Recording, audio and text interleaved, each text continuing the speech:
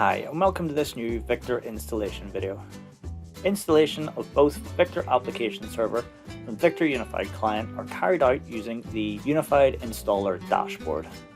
To launch the dashboard, double-click the Setup Application executable file. Next, select the type of install you require. Choose to install the SQL Server Express or use an existing SQL server that you have already installed.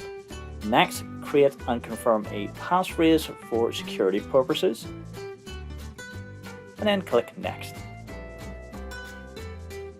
The following screen confirms the components that will be installed. If everything is okay, click Next, or go back and change your selection. The End User License Agreement is displayed. Click I agree to continue. The installation will now begin. The prerequisite components are installed first. This may take a few minutes.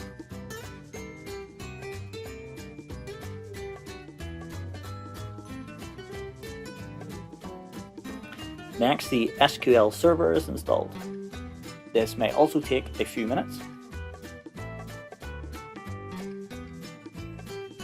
The next step is the installation of the application server itself. And finally, the Victor Unified Client is installed. When this is done, you'll be prompted to reboot your PC to complete the installation.